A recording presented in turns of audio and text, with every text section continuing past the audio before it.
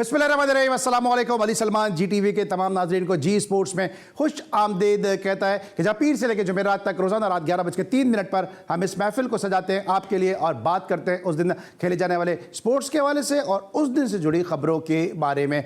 Mostly हम अपना show करते हैं क्रिकेट के इशूज़ पे, क्योंकि अभी गुज़िश्ता दिनों वर्ल्ड कप भी अपने अख्ताम को पहुंचा और साथ साथ पाकिस्तान क्रिकेट बोर्ड में भी उखाड़ पिछाड़ का सिलसिला जारी रहा और फिर डोमेस्टिक T20 टूर्नामेंट भी इस वक्त कराची में खेला जा रहा है। लेकिन आज हम बात करेंगे अपने शो में पाकिस्तान कौमी खेल हॉकी के बारे में, कि जब हॉकी के मामला भी कुछ क्रिकेट से मुख्तलिफ नहीं हैं। और हॉकी के मामला पर गुफ्तगू करने के लिए इस वक्त मेरे साथ आप मौजूद हैं पाकिस्तान के इंतहाई सीनियर स्पोर्ट्स जर्नलिस्ट है कि जिन्होंने रिपोर्टिंग की दुनिया में इनका अपना नाम है, अपना एक मुकाम है और स्पोर्ट्स के हलकों में इनका नाम बड़ी इज्जत और तकरीम के साथ लिया जाता है। हमारे बहुत ही अपने हमारे बिल्कुल बिरादर में अजीज़, अगर इनको कहूँ तो गलत नहीं होगा, असगर अजीम साहब ने हमें ज्वाइन किया। अस्सलाम वालेकुम असगर, कैसे हैं आप? वालेकुम अस्सलाम। आज हम प्रोग्राम के पहले हिस्से में बात करेंगे क्रिकेट के मामलात के हवाले से, क्योंकि असगर अजीम साहब की क्रिकेट के उमूर पे भी बड़ी गहरी निगाह है। असगर भाई, सबसे पहले तो ये बताएं कि जो हफीज़ ने एक मैसेज दिया और जो शान मसूद ने भी मैसेज दिया कि हम वहाँ पे खेलने नहीं जा रहे, हम जीतने जा रहे हैं, ये वो चीज़ है जो आज तक कोई भी पाकिस्तानी टीम नहीं कर सकी। और इतनी कमज़ोर टीम के साथ, इतने कमज़ोर अटैक के साथ क्या ये दीवाने का ख्वाब साबित हो सकता है या आपको लगता है कि इस ख्वाब की ताबीर बड़ी खुश आइंद होगी?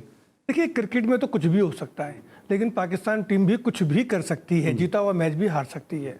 तारीख को उठा के देखें तो हम ऑस्ट्रेलिया में सिर्फ एक टेस्ट जीते हैं। पिछले 26 साल से हमने कोई टेस्ट सीरीज या टेस्ट नहीं जीता ऑस्ट्रेलिया में, और इस दौरान बड़े बड़े कप्तान बशमूल के वसीम अकरम और इंजमामुल हक, मिसबाहुल हक सभी गए वहाँ, लेकिन हम वहाँ कामयाबी हासिल नहीं कर सके। अब ऐसे एवरेज शख्स को कप्तान बनाकर आप वहाँ भेज रहे हैं जिसकी अपनी बैटिंग औसत जो है वो 28 रन फी इनिंग है, और उस पर इतनी बड़ी जिम्मेदारी दे रहे हैं जिसने 30 से ज़्यादा टेस्ट भी नहीं खेले हैं। तो मैं समझता हूँ कि ये वाकई आप वाली बात समझ मेरे मुँह में आ जाती है कि दीवाने का ख्वाब तो है, अल्लाह करे इस ख्वाब में कुछ ताबीर भी आ जाए और कुछ परफॉर्मेंस भी हो। लेकिन बॉलिंग स्ट्रेंथ को देखते हुए मुझे लग रहा है कि शायद ये इतना आसान नहीं होगा, बल्कि मैं ये कहूँगा कि शायद नामुमकिन ही है ये चीज़। बिल्कुल नामुमकिन है। अच्छा, दूसरी तरफ अगर हम चले, अपनी तो बॉलिंग की बात है की है, क्योंकि वक्त बड़ा महदूद है, हमें जल्दी से क्रिकेट को समअप भी करना है। लेकिन दूसरी तरफ जो हमने अभी बैटिंग कंसल्टेंट रखा है, इससे पहले हमने एंड्रू पटिक को रखा था, एक मैच एक उनका वनडे में रन था। अभी हमने जिसको रखा है एडम होलेक को, उन्होंने जो है ऑस्ट्रेलिया में कभी टेस्ट मैच खेला ही नहीं, और जो उन्होंने 15 मैचेस खेले, 11 मैचेस खेले, उसमें उनकी 15 की औसत से रन है। तो ये सिलेक्शन असगर भाई आपकी तो बड़ी गहरी निगाह है, आप पीसीबी के जो ऐवानों के जो दरून खाना सियासत है उसको भी जानते हैं, कौन किस तरह है उसके बारे में भी आपको बड़ी जानकारी होती है। ये कौन सिलेक्शन करता है इस किस्म की? देखिए, यहाँ पाकिस्तान क्रिकेट बोर्ड का सबसे बड़ा अलमिया है वो ये है कि जो भी सिलेक्शन होती है उसके लिए फॉर्मेट पहले से बनाकर आगे रख दिया जाता है और सेटिंग पहले हो जाती है कि इसको लाना है। अब उसको ये नहीं देखते कि भाई उसने 15 टेस्ट खेले हैं तो उसका एवरेज क्या है, बल्कि हमारे यहाँ तो एक टेस्ट खेला हुआ भी, एक इंटरनेशनल मैच खेला हुआ भी किसी भी ओहदे पे आ सकता है और नहीं खेला हुआ भी आ सकता है। कोई हमारे यहाँ सिलेक्शन का या चूज करने का फार्मूला नहीं है। हम तो लैपटॉप को तरजीह देते हैं बजाय ये कि फील्ड में जाकर खुद ऑब्जर्वेशन करने की, या खुद ऑब्जर्व करें प्लेयर की परफॉर्मेंस क्या है। मैं हमेशा कहता हूं कि अगर एक लड़का सेंचुरी बना रहा है तो सेंचुरी से ज़्यादा मैटर ये करता है कि सेंचुरी में उसने गलतियां कितनी की। अगर एक बॉलर जो है एक इनिंग में 5 विकेटें ले रहा है तो मैटर ये करता है कि वो 5 विकेट लेने का पूरा रिथम क्या था, किस हिसाब से उसने 5 विकेटें ले ली हैं, उसकी अपनी क्लास क्या थी। और ये सब जब भी मुमकिन है जब हम ग्राउंड में मौजूद होकर इन चीज़ों को देखेंगे। तो हमारे यहाँ तो कोई नहीं है जिसको पिया चाहे वही सुहागन। बिल्कुल, जिसको पिया चाहे वही स्वागत है। लेकिन हम एक तरफ हम कंपैरिजन करते हैं इंडियन क्रिकेट से अपना, क्योंकि हमारा पड़ोसी मुल्क है। अभी हम देख रहे हैं कि राहुल द्रविड़ को उनकी उम्दा कारकर्दगी का सिला मिला, उनका कॉन्ट्रैक्ट जो है वो रिन्यू कर दिया गया। अगर हम उनके बॉलिंग कोच की बात करते हैं पारिस महाबरी, उनको शायद कोई नहीं इतना जानता। उनके जो बैटिंग कंसल्टेंट है विनोद राठौर, उनको शायद कोई इतना नहीं इसके बारे में इतना नहीं मालूम, हालांकि वो इंटरनेशनल क्रिकेट भी खेलें। लेकिन साथ साथ आपको लगता है कि यहाँ पर पाकिस्तान में उस किस्म के फैसले नहीं हो रहे हैं और फॉरेन कोचेस की तरफ हम जा रहे हैं, जबकि पाकिस्तान में अच्छे कोचेस मौजूद हैं? हाँ, बिल्कुल, पाकिस्तान में अच्छे कोचेस मौजूद हैं और वैसे भी पाकिस्तान टीम को फॉरेन कोच की तो ज़रूरत होती नहीं है ना है। मैं तो ये समझता हूँ कि आप राहुल द्रविड़ की जब मिसाल आप दे रहे हैं तो आप फिर ये भी तो देखें ना कि राहुल द्रविड़ ने सेकंड क्लास क्रिकेट में कितनी परफॉर्मेंस की, उसने जूनियर टीम को कैसे तैयार किया। जब जूनियर टीम पूरी तैयार हो गई, वो वर्ल्ड चैंपियन बन गई, उसके साथ तमाम लवाजमात पूरे हो गए, उस टीम में इतनी स्ट्रेंथ आ गई, तो फिर उसने सीनियर की जानिब कदम रखा है। अब हमारा अलमिया तो ये कि हमारा हर साबिक क्रिकेटर चाहता है कि डायरेक्ट सीनियर टीम में जाऊँ और टीम के साथ टूर पर जाऊँ ताकि डॉलर गिरे और उनको जो है उसकी आमदनी मिलती रहे, और टीम की परफॉर्मेंस क्या रहे वो कुछ नहीं बताते। इवन कि अगर हम बैटिंग कोच रखते हैं या हम कोच रखते हैं तो वो हमारे खिलाड़ियों को टिप्स क्या देते हैं, क्योंकि इस लेवल पे तो टिप्स चाहिए होते हैं, वो कोई टेक्निक तो दुरुस्त नहीं करा सकते। लेकिन अलमिया ये है कि हमारे साबिक टेस्ट क्रिकेटर वो जूनियर टीम को तरजीह नहीं देते, एक आध के अलावा बाकी वो सीनियर टीम के साथ जाने को तरजीह देते हैं, सीनियर टीम के साथ मुंसलिक हो जाते हैं, जिससे हमारा नुकसान ये होता है कि हम डोमेस्टिक को नहीं बना पा रहे, हम अपने जो ग्रास रूट की क्रिकेट है उसको नहीं कनेक्ट कर पा रहे। और यही अलमिया होता है जब इंटरनेशनल क्रिकेट में जाते हैं तो हमारे प्लेयर जो है वो फ्लॉप होते हैं। तो मैं तो यही कहूँगा कि भाई इंडिया की मिसाल दें, बिल्कुल दें, लेकिन उसको फॉलो भी तो करें, फिर उसकी चीज़ों को देखें भी। तो वो हमने वर्ल्ड कप में एक चीज़ देखी कि इंडियन बॉलर्स ने विकेटें ली, लेकिन क्यों ली, ये इसके लिए फजूल जो है ना उल्टी सीधी बातें शुरू हो गई। जहां 26-27 कैमरे वॉच कर रहे हो वहां आप उल्टी सीधी बातें करें तो हंसी आती है हमें। तो फिर वो ये नहीं देख रहे कि ग्लेन मैकग्रा जैसा बॉलर एक एकेडमी में इंडियन बोर्ड के साथ मुंसलिक होकर उन्हीं बॉलरों को पॉलिश कर रहा है जो 6 महीने पहले विकेट नहीं ले पा रहे थे। तो भाई फर्क को समझे, फर्क तो वाजे है।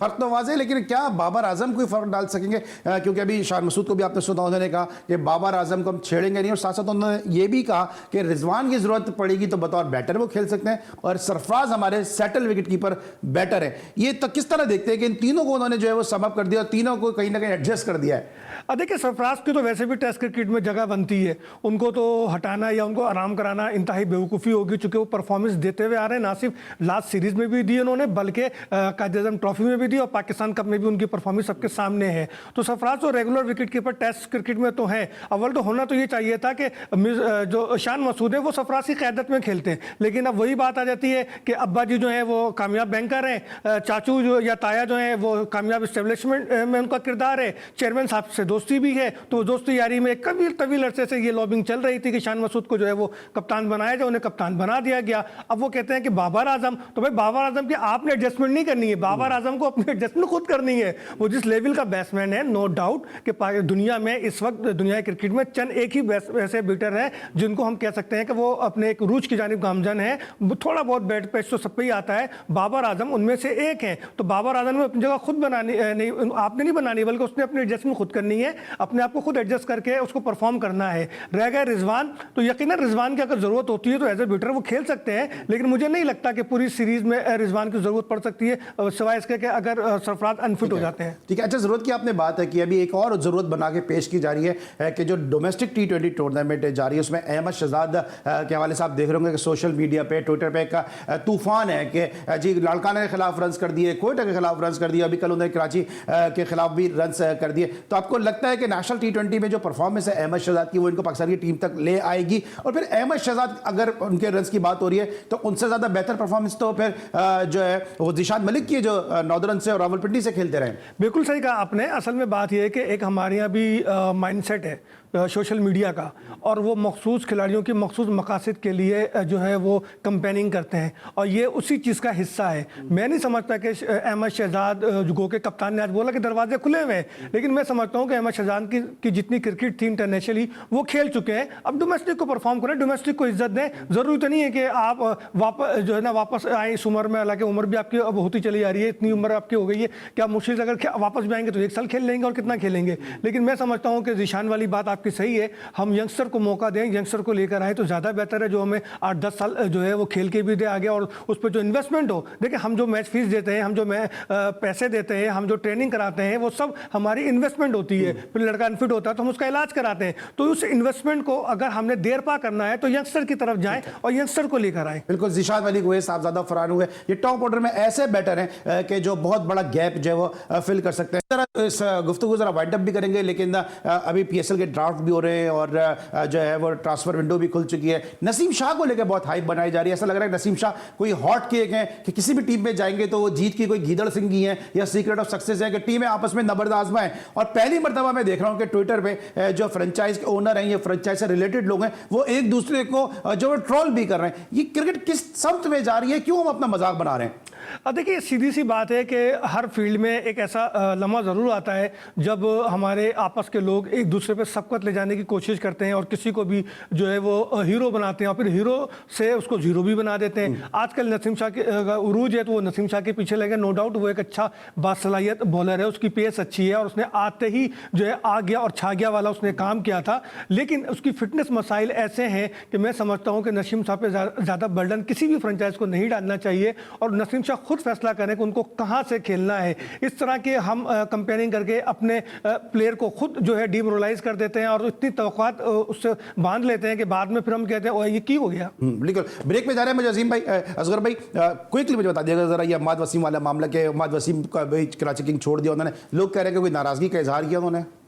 अब देखिए अम्माद वसीम नाराज़गी का क्या इज़हार करेंगे, वो कप्तान थे और यकीनन अच्छे ऑलराउंडर भी हैं। मुझे राशिद लतीफ़ वाली बात यहाँ रिपीट करनी होगी कि राशिद लतीफ़ ने उन्हें मशवरा दिया है कि अम्माद आप इंटरनेशनल क्रिकेट में वापस आएँ, रिटायरमेंट वापस लें और अगर लीग खेलनी है तो उसके लिए अपनी जगह रखें, लेकिन इंटरनेशनल क्रिकेट में आपकी अभी जगह बनती है। ठीक है जनाब, ये हमने बात किया चाहे क्रिकेट से जुड़े मामला के हवाले से असगर भाई की मौजूदगी का फ़ायदा उठाते हुए, लेकिन आज हमें बात ज़्यादा करनी है हॉकी के इशूज़ पे, क्योंकि असगर भाई के पास बहुत सारी इनसाइड स्टोरीज़ हैं कि जो इस वक्त PHF में सिलसिला जारी है और उखाड़ पिछाड़ वहां भी जारी है, पाकिस्तान क्रिकेट बोर्ड में भी जारी है। पाकिस्तान में स्पोर्ट्स इस वक्त बहुत जबरदस्त तरीके से तनज़्ज़ुल के जाने गामज़न है। इस पर रोशनी डालेंगे एक छोटे से ब्रेक के बाद।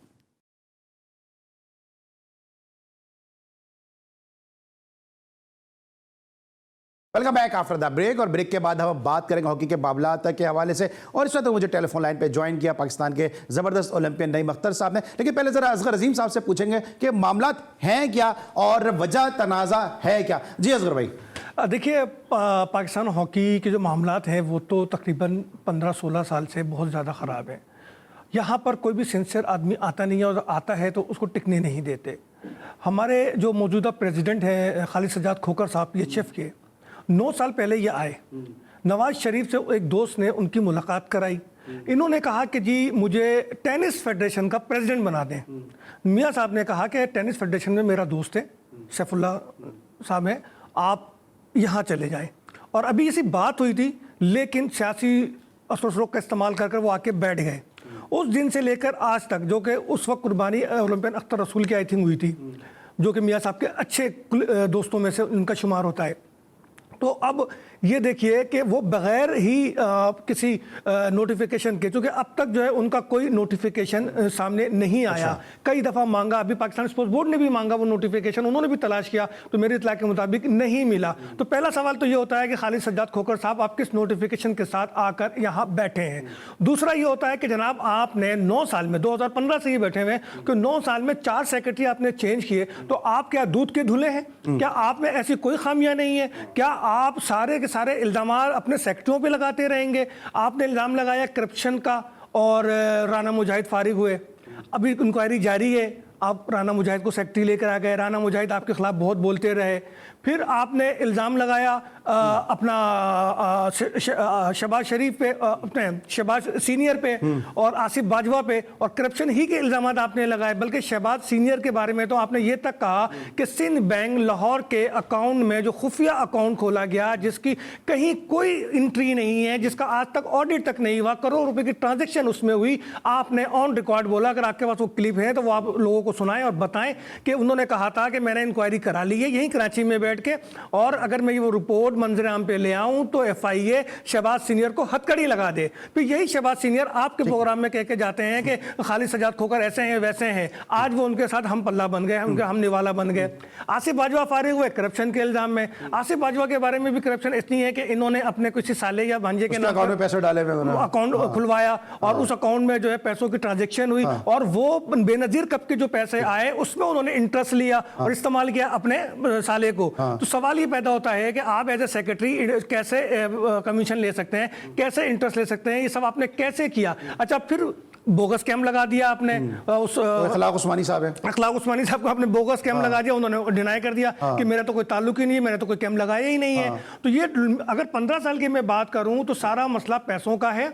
1 अरब 52 करोड़ रुपए कैश में खर्च किए गए, बैंक से कैश निकाले गए, और पाकिस्तान के आइन के मुताबिक फेडरेशन ऐसा नहीं कर सकती, कैश नहीं निकाल सकती। आप मुझसे ज्यादा इस चीज को बेहतर जानते हैं। और फिर अगर खालिद सज्जाद खोकर की बात करूं कि इनके दौर में 80 करोड़ से ज्यादा की कैश में लेन देन हुई है, और खालिद सज्जाद खोकर साहब कोई जवाब नहीं देते। मैं तो इस नतीजे पे पहुंचा हूं कि इस हॉकी की तबाही में जो आखिरी कील ठोक रहे हैं वो खालिद सज्जाद खोकर साहब ठोक रहे हैं, जो कि जो लोग जिनको वो फारिग करते हैं, जब उनकी पकड़ होती है तो वो उन्हीं को अपने साथ ले आते हैं। ठीक है, अच्छा असगर भाई ने बात यह की है कि जरा खालिद सज्जाद खोखर साहब ने क्या कहा, पहले वो सुनते हैं। ये शहबाज के खिलाफ इंक्वायरी कंप्लीट होकर मेरे पास पड़ी हुई है, मैं कल एफआईआर को भेज दूंगा, उसको अपने रखनी है। आप ये दूसरा इंशाल्लाह मैं शुरू करूंगा, बिकॉज उसने अभी बहुत ज्यादा बकवास शुरू कर दी, जाके ये बोल दें वो बोल दें, आए मुझे पकड़े साहब लेकर जाए, मैंने कुछ चीज की है और वो सारी इंक्वायरी मैं उसको ओपन करने लगा हूँ।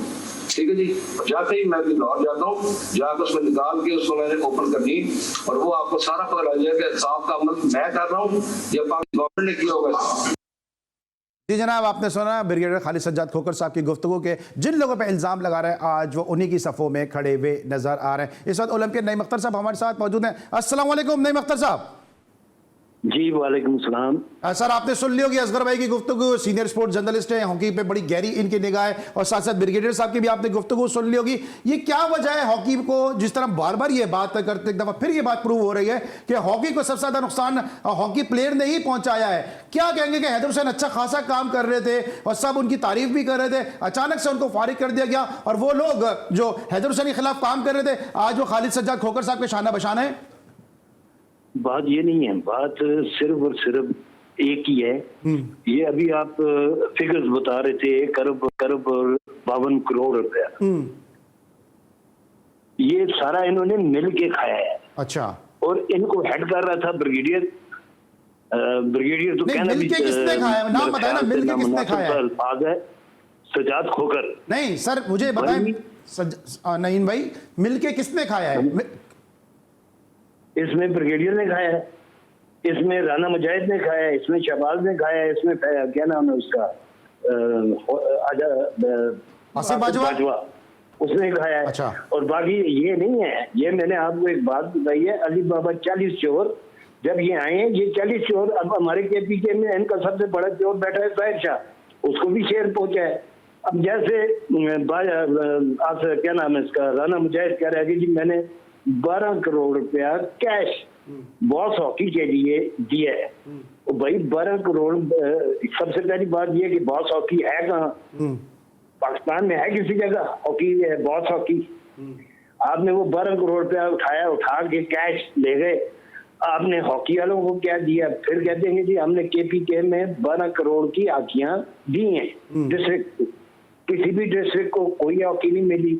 हाँ, अगर इन्होंने पैसे दिए हों, बाकी ज़ाहिर शाह के जो हामी लोग हैं वो इनकी ताहीद कर दें तो मैं कुछ नहीं कह सकता। अच्छा, आपको क्या लगता है, क्या लगता है कि ये जो भी लोग इनके साथ मौजूद है एक अरसे तक का जो है वो इनके बारे में कहते रहेंगे, ऊपर करप्शन के इल्जाम खुद सज्जाद खोखर साहब लगाते रहे, ये कौन सी लॉन्ड्री से धुलकर आ गए कि जनाब हैदर हुसैन साहब और इसका खराब होगा, बाकी लोग सही हो गए? ब्रिगेडियर खोखर जो है वो जब आए हैं, आपने उनके साथ काम किया है, ब्रिगेडियर को आपने रास्ता खुद दिखाया है। ये जितने भी सेक्रेटरीज हैं ये कोई दूधों धुले हुए नहीं है, ना कि ब्रिगेडियर कोई दूधों धुला हुआ है, ये सारे चोर हैं, इन सब ने मिलके खाया है। ऊपर से कहते हैं कि जी पाकिस्तान स्पोर्ट्स बोर्ड ने क्या किया और IPC ने क्या किया है।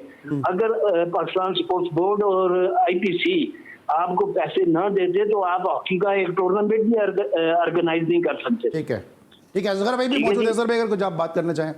सर ये अच्छा, आप ये बताएं कि ये आपके इल्म में है कि सज्जाद खोखर की जो नामजदगी हुई थी इसका कोई नोटिफिकेशन कभी देखा है आपने? भाई बात यह है कि 2 साल पहले जब इन्होंने कहा कि जी मेरा नोटिफिकेशन हो गया है, प्राइम मिनिस्टर के ऑफिस की न्यूज है कि जी हमने तो इनका नोटिफिकेशन निकाला ही नहीं। ठीक है, जब प्राइम मिनिस्टर कह रहे हैं, प्राइम मिनिस्टर झूठ तो नहीं कह रहे।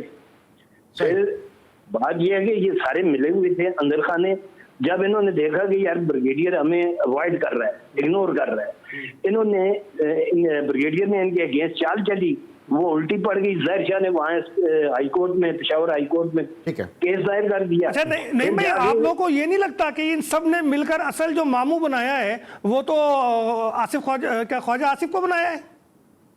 ख्वाजा आसिफ साहब और दूसरा एक था एहसान इकबाल। और जो कौमी असेंबली के सेनेट नहीं नहीं, वो कोई तो शेयर करके कुछ शेर नवाब, कमेटी का चेयरमैन था स्पोर्ट्स का। शेर नवाब साहब का इसमें क्या रोल है? शेर नवाब साहब को भी इसमें कोई इन्फ्लुएंस है उसमें? शेर नवाज जो था वो इसका राणा मुजाहिद का दोस्त था। हाँ। उससे इन्होंने ब्रिगेडियर को नीचा दिखाने की बड़ी कोशिश की है। हाँ। इवन ख्वाजा आसफ और इसमें शेर अली ने ब्रिगेडियर को मुंह पे बुरा भला भी कहा है। हाँ। ठीक है ना जी, लेकिन मैं तो समझता हूँ कि गैरत ही नहीं है इनमें। गैरत हो ना। मुझे ब्रेक पे जाना है, लेकिन जरा मुझे ये भी क्लियर कर दीजिएगा, अभी बीच में ये र्यूमर उठी थी कि सज्जाद खोखर साहब ने कहा कि हैदर हुसैन ने जो है वो इस्तीफा दे दिया, वो अब सेक्रेटरी नहीं है, और हैदर हुसैन ने मीडिया में एक वीडियो क्लिप उनका आया कि जी मैंने तो कोई इस्तीफा नहीं दिया। तो ये सब भी कैसी सियासत की वजह से था? भाई बात सुनो, ये सियासत नहीं है। बात ये है कि हैदर हुसैन सीधा साधा आदमी है। उससे जब इन्होंने कहा कि जी फलां जगह खर्चा भेज दें, उसने कहा भाई ये कौम का पैसा है, मैं किसी के घर के लिए ये पैसा नहीं दूंगा। एक बात। दूसरी बात, ये नेशनल बैंक के जो प्रेसिडेंट है असमी साहब, मैं उनसे भी रिक्वेस्ट करूंगा कि जनाब आपने ये राना मुजाहिद की पोस्टिंग है कराची में, आपने इसको बिठाया हुआ है इधर फैसलाबाद में, वो स्याह करे, सफेद करे, चोरी करे, डाका मारे, बदनाम तो आपका बैंक होगा।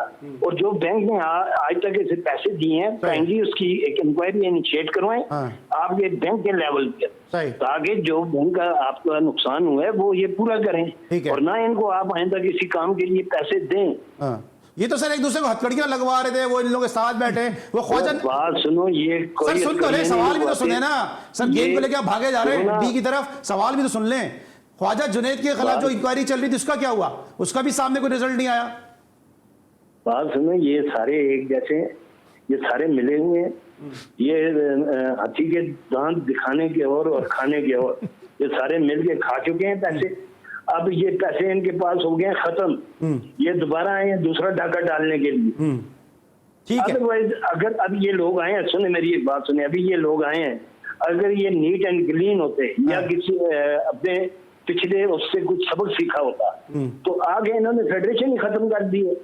फेडरेशन खत्म इस तरीके से किया है कि जी आपने 3 सिलेक्टर पंजाब से ले लिए, एक बलूचिस्तान से ले लिया, केपीके और सिंध को सुके से मिल मार गया। ठीक है जी, ठीक है, ठीक है। इंसान अच्छा भला काम कर रहा था, उसको उड़ा दिया। कराची से था नासिर अली शफीक, जो भी था वो काम कर रहे थे। यार इनको काम करने वाले लोग अच्छे नहीं लगते। ठीक है। ये चाहते हैं कि ऐसे लोग आए जो खाएं पिएं और हमें बिना डिस्टर्ब करें। नईम अख्तर साहब का जो मौक़िफ़ था यकीनी तौर पे आप तक पहुंच गया। Thank you so much. और उन पे नईम अख्तर साहब हमारे साथ मौजूद थे। हॉकी के मामला इस वक्त बिल्कुल भी जो है वो दुरुस्त को आज शो में मधु करने का मकसद भी ये था कि आज जरा हॉकी के मामला पे गुफ्तगू करेंगे। नईम अख्तर साहब की आपने गुफ्तगू सुनी, लेकिन जो सहाफ़त के इक़दार है उसके तहत मेरी जो प्रोडक्शन टीम है, जो मेरे प्रोड्यूसर हैं फैज़ान मुस्तफ़ा नकी, वो कोशिश कर रहे हैं कि पीएचएफ का मौक़िफ़ मिलने, और राना मुजाहिद साहब ने माज़रत कर लिए कि मैं टेलीफोन लाइन पर नहीं आ सकता। हमने अपना फ़र्ज़ पूरा कर दिया, लेकिन अब पीएचएफ के लिए हमारे दरवाजे खुले। अगर वो आ सके अगले किसी शो में, अगर आ सके, अगर आज नहीं आ रहे तो यकीनी तौर पे जी स्पोर्ट्स के तवज्जुह से आप अपना मौक़िफ़ भी पेश करके आवाम को जो है वो इस कन्फ्यूजन से निकाल सकते हैं। ब्रेक लेंगे, वापस आएंगे, असगर भाई से मज़ीद बात करेंगे छोटे से ब्रेक के बाद।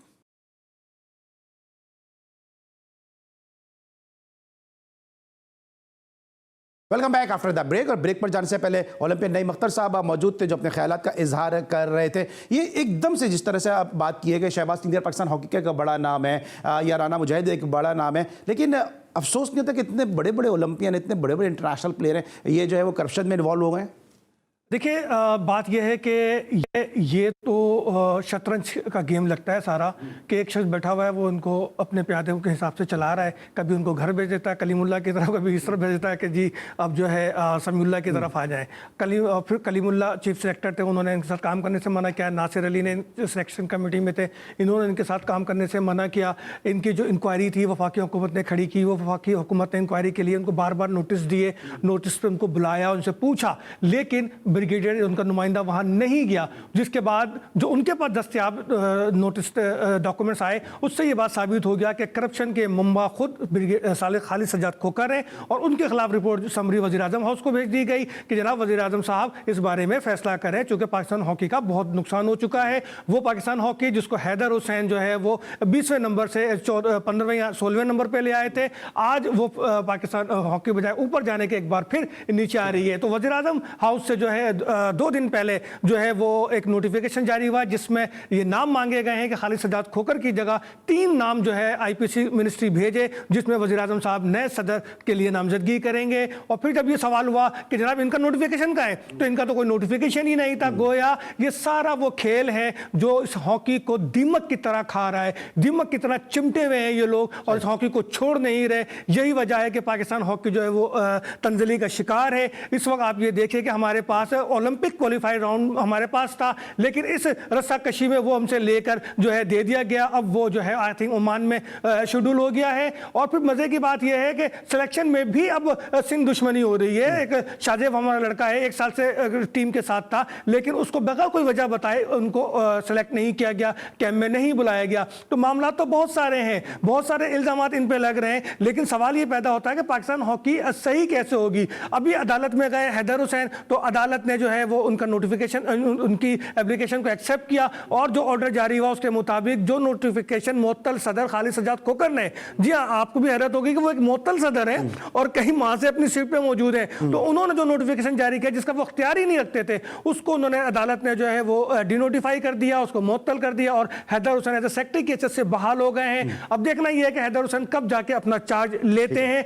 क्योंकि मेरी इत्तला यह है कि हॉकी फेडरेशन में अब 2 ग्रुप बन गए हैं। एक ग्रुप कहता है कि चार्ज देना चाहिए, एक ग्रुप कहता है कि चार्ज नहीं देना चाहिए, एक ग्रुप कहता है जी आप क्यों तौहीन अदालत की तरफ जा रहे हैं। तो गोया वो ऐसे भंवर में फंस गए हैं कि अब उनको अपनी इज्जत बचाना जो है वो बहुत मुश्किल नजर आ रही है, क्योंकि ऐवान वज़ीर आज़म एक्शन पे आ गया है, उसने फाइनली फैसला कर लिया है कि अब उसे करना क्या है। तो अब ये लोग मुश्किलात का शिकार हैं और सबसे ज़्यादा इसमें नुकसान जो है वो खुद जो है मौजूदा जो हमारे राना मुजाहिद हैं इनका होगा, चूंकि इनकी एक अच्छी अंडरस्टैंडिंग है पॉलिटिकल पार्टीज से, लेकिन वो अंडरस्टैंडिंग जो है वो ब्रिगेडियर के चक्कर में आके उन्होंने खुद ही खराब कर ली है। जो उनकी सारी बचत चल रही थी उस पार्टी की एफिलेशन की वजह से चल रही थी। अब देखना यह है कि सियासी भंवर में, इलेक्शन के भंवर के बाद ये किबला किधर जाएगा और राना साहब का फिर क्या होगा इसमें, क्योंकि मामला तो सारे आईनी और कानूनी है और अदालती है और जिस तरह भी असगर भाई बात कर रहे थे उस समय सोच रहा था कि क्रिकेट में भी जो है 2 ग्रुप बने हुए हैं, हॉकी के अंदर भी 2 ग्रुप बन चुके हैं,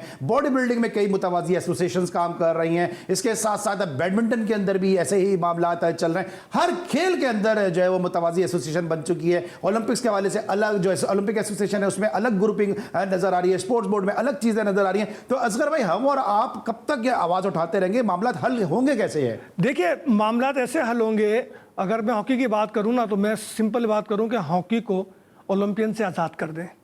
हॉकी को प्रोफेशनली एक ऐसे सीईओ की ज़रूरत है जो मल्टीनेशनल कंपनी चलाने का तजर्बा रखता हो, क्योंकि जिस सदर की जो सीट है उसने हॉकी नहीं चलाना, हॉकी चलाना है सेक्रेटरी को।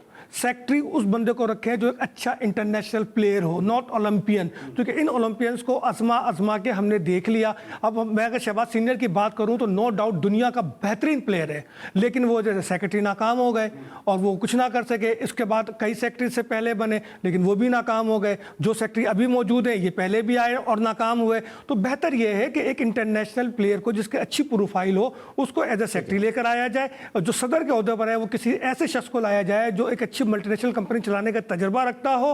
हॉकी को मार्केटिंग जो है इवेंट एक पूल बनाया जाए और वो हॉकी अपने लिए खुद मार्केटिंग करे, खुद अपने लिए अर्निंग करे, एक तो फिर अपने पैरों पे ये खड़ी हो सकती है। और सबसे बढ़कर ये है कि हॉकी का जो दारुल खिलाफा है जो पहले कराची में था और कराची की बिल्डिंग उनकी अपनी, हॉकी स्टेडियम उनकी अपनी इमारत है, तो वापस उनको कराची लाया जाए और उनको कराची में रहकर उनको फिर काम कराया जाए, क्योंकि मार्केटिंग यहाँ होती है, इन्वेस्टर यहाँ होता है, सपोर्टर यहाँ होता है। तो आप लाहौर में क्या कर रहे हैं? एक पंजाब स्पोर्ट्स बोर्ड की इमारत में आपका क्या काम है? आप आए यहाँ बैठ के काम करें, यहाँ देखें चीजों को, तो ये मामला बेहतर हो सकते हैं। ऐसा नहीं है कि हॉकी खत्म हो जाए, कोशिश तो बहुत की गई है लेकिन हॉकी ना खत्म हुई है ना खत्म होगी। ये हमारा कौमी खेल था, हमारा कौमी खेल है और इंशाअल्लाह ताला मुखलिस लोग इसको जरूर मिलेंगे। इन जैसे जो बोकल नईम के इन जैसे जो अली बाबा 40 चोर है, इनसे जरूर निजात मिलेगी। ठीक है। और ये सब आप स्क्रीन पे लेटर्स भी देख रहे होंगे कि जो वक्त स्क्रीन में लेटर्स चल रहे इस हवाले से जो लिखे गए मुख्तलिफ